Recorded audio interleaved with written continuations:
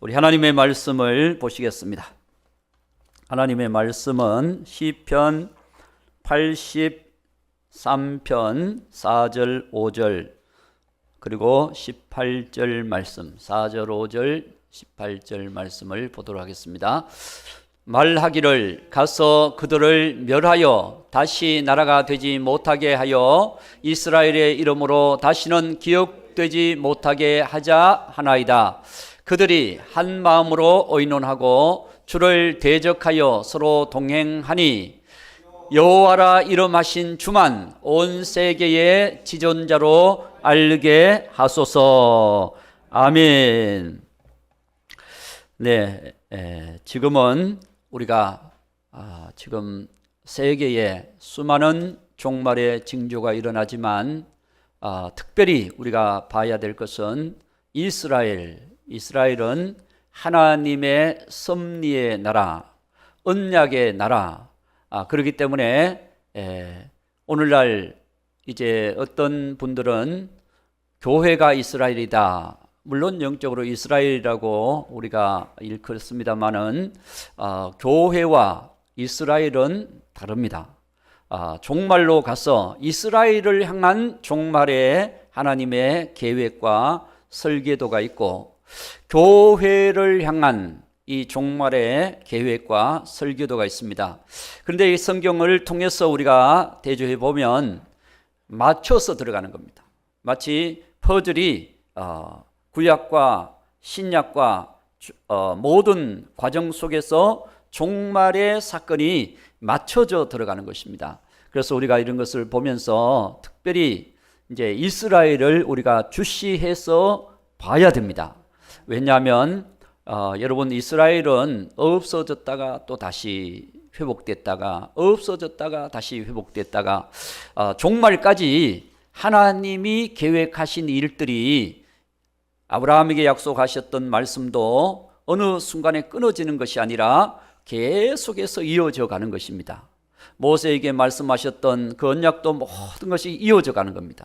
다윗과 언약했던 말씀도 계속 이어져 가는 것입니다. 그래서 선지자들 통해서 예언했던 말씀들도 계속해서 이어져 가는 것입니다. 그래서 어느 순간에 딱 끊어지는 게 아니에요. 그래서 우리가 보면 여러분, 이스라엘이 통일왕국에서 남북으로 갈라져서 남유다, 북이스라엘로 이렇게 계속 가다가 북이스라엘은 BC 722년도에 아수르에 의해서 멸망을 당합니다. 그리고 남유다는 586년도에 바벨론에 의해서 멸망을 당합니다.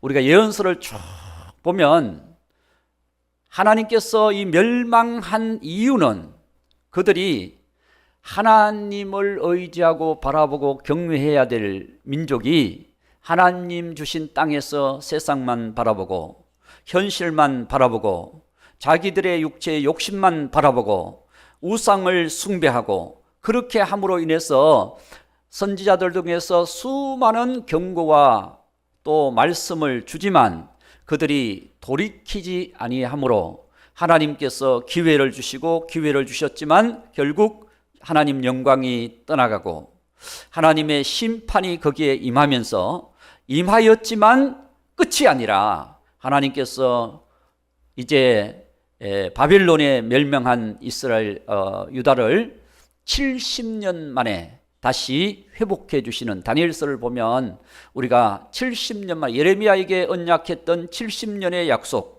이것이 다니엘이 깨닫고 다니엘이 그 약속을 붙들고 기도함으로 하나님께서 포로에서 회방이 될 수 있도록 하나님께서 고레스 왕을 세우시고 하나님께서 그 고레스 왕을 통해서 다시 이스라엘 백성들이 회복될 수 있도록 고국으로 돌아갈 수 있도록 만들어 주셨던 하나님, 여러분, 그들이 계속해서 하나님의 은혜를 받았잖아요. 받고 예수님께서 말씀하십니다. 계속해서 너희들에게 선지자들을 보내고 하나님께서 깨닫게 하시고 하나님의 은혜와 말씀 안에 거하게 하셨지만 그들이 그 사랑을 받아들이지를 않습니다. 않기 때문에 예수님께서 그 시대 예수님이 예루살렘을 바라보면서 마태복음 23장 37절 38절 말씀에 예수님께서 예루살렘 성을 바라보면서 말씀합니다. 뭐라고 말씀하나? 예루살렘아 예루살렘아 선지자들을 죽이고 내게 파송된 자들을 돌로 치는 자여, 암탉이 그 새끼를 날개 아래 모음같이 내가 내 자녀를 모으려 하니리 몇 번이더냐. 그러나 너희가 원하지 아니하였도다. 그러므로 38절 보라, 너희 집이 황폐하여 버려진 바 되리라 라고 분명히 말씀하고 있는 것입니다. 그래서 하나님께서 계속해서 사랑의 은혜를 베푸셔요. 예수님까지 보내셨습니다. 포도원의 농사를 맡은 그 종들이 아들이라고, 자, 아들을 죽이고 우리가 저 포도원을 차지하자라고 하는 그런 예화도 나와 있지 않습니까? 이스라엘의 모습을 얘기해 주셨을 때에 그들이 예수님까지도 배척을 하지 않습니까? 그러므로 인해서 그들이 AD 70년도에 완전히 또 로마에 의해서 멸망하게 되는 것을 보게 됩니다. 그렇게 하나님께서 회복해 주신 그 나라가 다시 AD 70년도에 완전히 그때 성전이 무너져 버립니다. 돌 하나도 돌 위에 남지 아니하고 다 무너지는 그런 사건이 벌어지는 거죠. 하나님의 진노가 예루살렘에 일어나게 된 것입니다. 지금 예루살렘에는 그 성전이 있던 그 자리에 이슬람의 돔사원이 있습니다. 황금 돔사원이 거기에 세워져 있습니다. 그게 이스라엘이 멸망하고 하나님의 성전이 무너지고 그러면서 638년도에 AD 638년도에 이슬람이 그 예루살렘을 그 지역을 통치하면서 그 황금돔 사원을 지어놓은 거예요. 그 전에 또 로마가 지배하면서 거기에 또 세워진 건물을 교회로 사용한 그런 흔적이 있습니다. 그러니까 이런 과정을 겪으면서 예루살렘 그 성전 있던 그곳은 예루살렘은 3대 성지가 된 거예요. 하나는 유대인들의 성지가 되고 하나는 또 기독교의 성지가 되고 하나는 이슬람의 성지가 되고 그래서 이슬람은 거기서 마호메트가 승천했다 막 이렇게 해가지고 거기를 성전 그 성지로 그렇게 삼는 겁니다. 지금도 이스라엘이 그 땅을 지배하고 있지만 그 돔사원 그것만은 이슬람이 지배를 하는 거예요. 이스라엘 군사들이 그 성전 문을 그 돔사원의 문을 다 지키고 있습니다. 그런데 거기 들어가는 것은 이슬람 사람들만 성지에 들어가는 거예요. 그러니까 참 아이러니하게 예루살렘이 그렇게 돼 있는 것을 보게 됩니다. 우리가 그것을 보면서 이 시대 정말 우리는 지금 이 시대에 일어나고 있는 사건 바로 이스라엘의 전쟁이죠.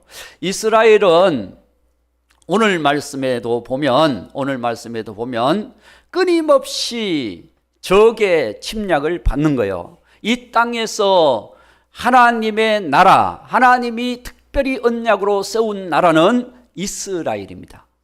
이스라엘은 지구 중심에 딱 있는 거예요. 지구 중심에.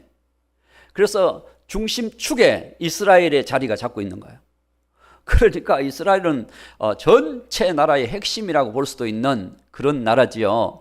그 나라를 사단은 수없이 차지하고 공격하고 지배하려고 계속 공격하는데 지금 현재의 상황을 보면 우리가 2023년도 10월 7일 날 하마스에 의해서 이 이스라엘이 전면적으로 지금 공격을 당하고 또 이스라엘이 또 보복 공격을 하면서 전쟁이 지금 확장되고 저 위에 있는 레바논 쪽 북쪽 이제 하마스는 남쪽입니다. 이집트로 내려가면 이집트가 나오고, 여기 남쪽에서 치고 올라오고, 저 북쪽 레바논에서 헤즈볼라라고 하는 또 무장단체, 과격단체들이, 테러단체들이 있습니다. 그 헤즈볼라가 그저께인가요? 그렇게 얘기를 했어요. 이스라엘과 우리는 전면전을 할 수가 있다. 얘기를 지금 선포를 했어요. 그러니까 지금 이스라엘은 아래 위에서 지금 이슬람에 의해서 지금 공격을 당하는 그런 상황 속에 있는 것입니다. 지금까지 이스라엘이 AD 70년도에 없어졌던 나라가 1948년도에 다시 세워진 거예요. 5월 14일 날 이스라엘 백성들이 2차 대전을 겪으면서 히틀러에 의해서 600만 명이 죽임을 당합니다. 히틀러에 의해서. 그러니까 이스라엘 백성들이 유럽 흩어졌던 그 곳에서 다 자리를 잡고 살아가는데 다 곤란해서 600만 명을 죽였어요. 그렇게 되면서 그 전부터 그들에게 고국으로 돌아가자. 그들의 고국은 어디입니까? 하나님이 아브라함에게 약속한 가나안 땅이 고국입니다. 팔레스타인, 저 땅이 이스라엘 백성들에게 하나님이 주신 고국이거든요. 그 땅을 그들이 믿음으로 지금까지 하나님의 약속을 붙들고 걸어왔으면 하나님께서 그 땅을 지켜주실 수도 있습니다. 그럼에도 불구하고 그들이 하나님만 바라보지 아니하고 현실과 세상과 육신과 우상과 수많은 하나님이 싫어하는 그런 것들을 그들의 중심에 둠으로 인해서 문제가 더욱 발생하고 있는 것입니다.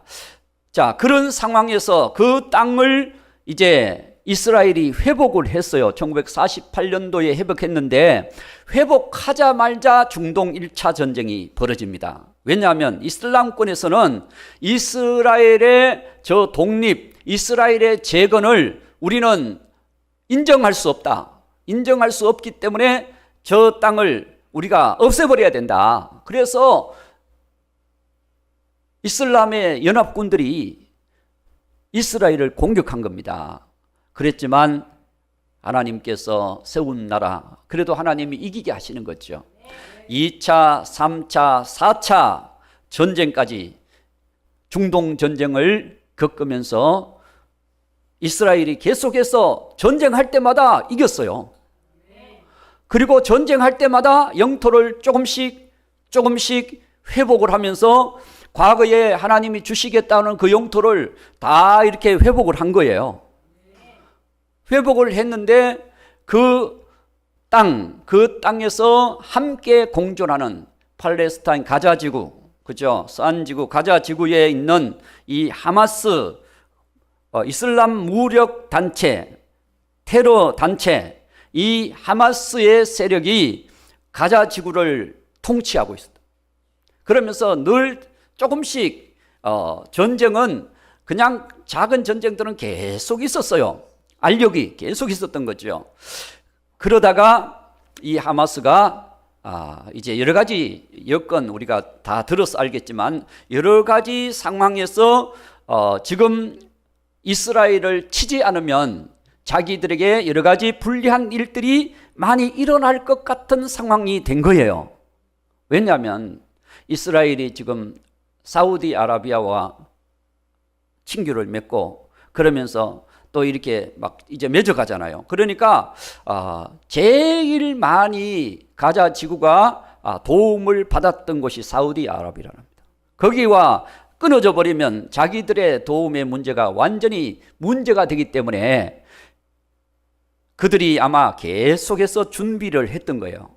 준비를 해서 2023년 10월 7일 날 어떤 분은 7,000발, 어떤 분은 5,000발, 그런데 하여튼 5,000발 이상의 그 포격을 이스라엘로 그냥 순간적으로 집중적으로 포격을 하면서 그리고 이들이 얼마나 잔인한지 사람의 생명, 어린아이든 여인이든 노인이든 할 것 없이 사람의 생명들을 잔인하게 죽이는 이게 테러 단체들의 모습입니다.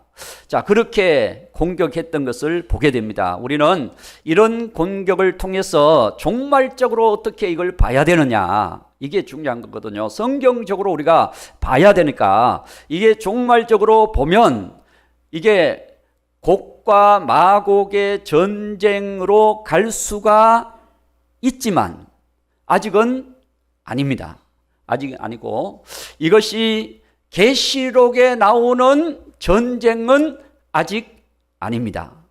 계시록, 요한계시록에 우리가 전쟁이 나오잖아요. 유브라데 전쟁, 아마겟돈 전쟁, 곡과 마곡의 전쟁, 이게 나오잖아요. 그 전쟁과는 아직 아니에요.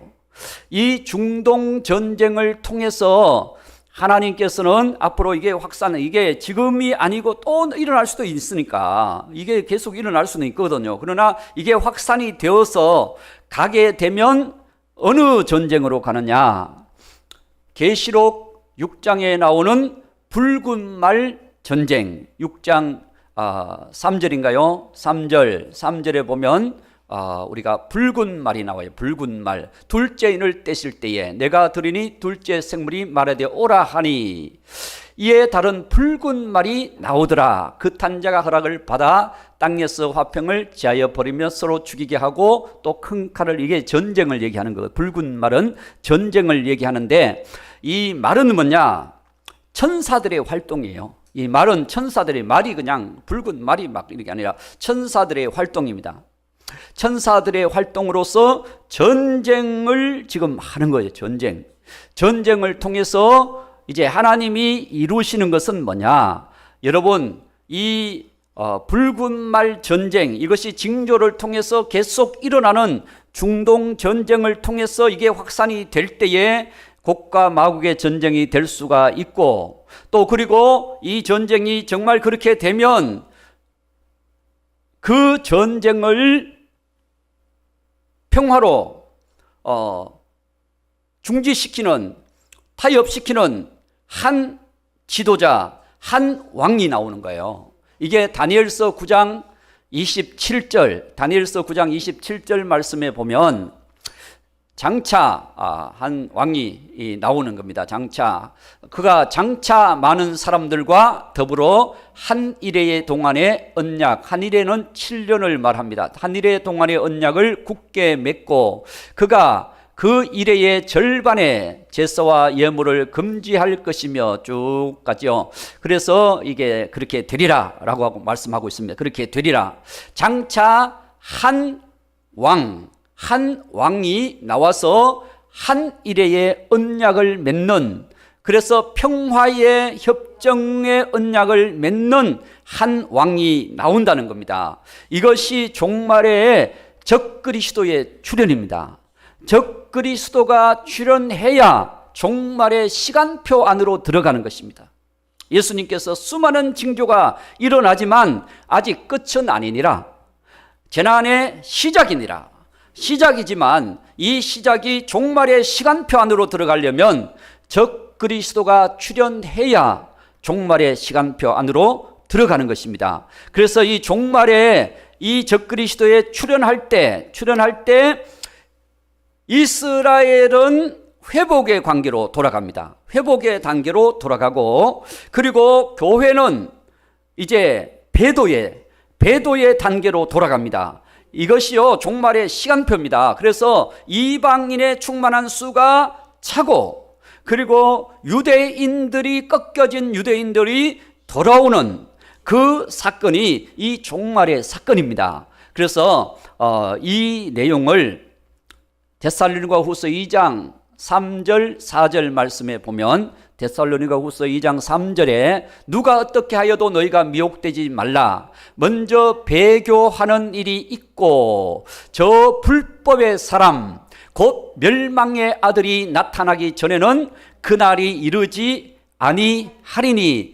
여러분 자세히 읽어보세요. 먼저 배교하는 일이 일어날 것입니다. 이 적그리스도가 출현하면 많은 성도들, 많은 교회들이 적그리스도와 타협할 수밖에 없는 그런 상황에 놓일 수가 있다라고 하는 것을 분명히 말씀해 주고 있는 것입니다. 그래서 먼저 배교하는 일, 이 배교는 불신자가 배교하는 것이 아니라 그랬죠. 배교는 진리를 가지고 믿는 사람이 배교할 수가 있는 것입니다. 여러분, 그래서 이 배교하는 일이 있고 불법의 사람 멸망의 아들이 나타나야 종말의 시간표로 들어간다는 것입니다. 그가 나타나서 그의 본색을 드러낼 때는 4절 데살로니가서 2장 4절 말씀을 보면 그는 대적하는 자라 신이라고 불리는 모든 것과 숭배함을 받는 것에 대항하여 그 위에 자기를 높이고 하나님의 성전에 앉아 자기를 하나님이라고 내세우느니라. 이것이 환난 중반에서 적그리스도가 언약을 깨뜨리고 본색을 드러낼 때 자기가 하나님이라고 자기 우상을 세우고 짐승표를 받게 하고 그렇게 해서 자기를 경배하지 않는 사람은 다 죽이더라 라고 말씀하는 내용이 바로 계시록과 연결되는 말씀입니다. 요 때가 적그리스도의 본색을 나타낼 때가 언제냐? 요 때가 바로 유브라데 전쟁 이후에 7년 대환란 중반에 가서 이 존재가 본색을 드러내요. 그래서 환란 전에 중동 전쟁을 통하여서 먼저 여러분 평화의 협정을 하는 한 왕이 나온다는 것입니다. 그 왕이 적그리스도 출현입니다. 여러분, 적그리스도의 출현은 사단에 의해서 종말의 시간표에 의해서 등장을 하는 거예요. 등장을 하기 때문에 이 적그리스도는 아무나 여러분 적그리스도의 인물이 되는 게 아닙니다. 예수님 급, 메시아의 급, 그 정도의 인물이 한 사람이 나오게 된다는 거예요. 나와서 세계를 지배하는, 한 나라를 지배하는 것이 아니라 세계를 지배하는 한 짐승 정부, 이것이 바로 계시록 13장에 나오는 출현, 짐승의 출현을 말씀해 주는 것입니다. 그래서 우리는 이 마지막 때 지금 시간표를 우리가 보면서 지금 일어나는 전쟁은 곡과 마곡의 전쟁이라고 할지라도 이것은 계시록 20장에 나오는 곡과 마곡의 전쟁과는 다르다. 똑같은 사건이 아닙니다. 환란 전에 일어나는 정말 세계 이 지구상에서 곡과 마곡의 전쟁이 일어나는 것이 이 지금의 전쟁이라고 볼 수가 있는 것입니다. 아직은 그렇게 전개가 되고 있지는 않습니다. 그러나 이 전쟁을 통해서 그렇게 연결돼 갈 수도 있다라고 하는 것을 보면 굉장히 우리는 종말의 시간표 안에 지금 들어가고 있다라고 하는 것을 말씀해 주고 있는 것입니다. 그래서 그러면 왜 이 곡과 마곡의 전쟁을 계시록 전쟁도 20장 전쟁도 곡과 마곡의 전쟁이라고 하느냐? 그것은요 이 단어 때문에 그렇습니다. 이 단어 무슨 단어냐? 에스겔 38장 3절에 보면 거기 보면 이제 곡과 마곡의 전쟁 속에서 이르기를 주 여호와께서 이같이 말씀하시기를 로스 메색 두발 왕 곡가 내가 너를 대적하여, 이 대적하여라고 하는 말씀과 또 39장 1절 에스겔서 39장 1절에 보면 똑같이 대적하여라고 말씀이 나와 있습니다. 그러므로 인자야 너는 곡에게 예언하여 이르기를 주 여호와께서 이같이 말씀하시되 로스와 메섹과 두발 왕 고가 내가 너를 대적하여. 그렇습니다. 여러분 이 대적자들이 하나님을 대적하고 이스라엘을 대적하고 일어나는 거예요. 이 종말의 사건. 그래서 이스라엘을 공격하는 거잖아요. 이스라엘을 공격하는 이 사건이 있었던 것처럼 이 종말에도 메시아의 왕국, 예수님이 다스리는 나라, 여러분 천년 왕국 안에는 사단이 결박이 돼요. 그렇기 때문에 사단이 존재하지 않습니다. 그러다가 천년 왕국 후에 이 사단을 내어놓으니까 사단은 뭡니까? 대적자라. 대적자. 그래서 곡은 왕의 이름입니다. 왕을 의미하고 있고, 마곡은 지역을 이름합니다. 지역. 그래, 땅을 이름하는 거예요. 그러다 보니까 이 곡, 사단이 왕이 되어서 수많은 이 천년왕국 후에 거기서 태어난 자녀들을 미혹하여, 그리고 그들이 연합해서 예수님의 성을 대적하여 일어나는 거예요. 이게 곡과 마곡의 전쟁, 최후의 전쟁이죠. 최후의 전쟁.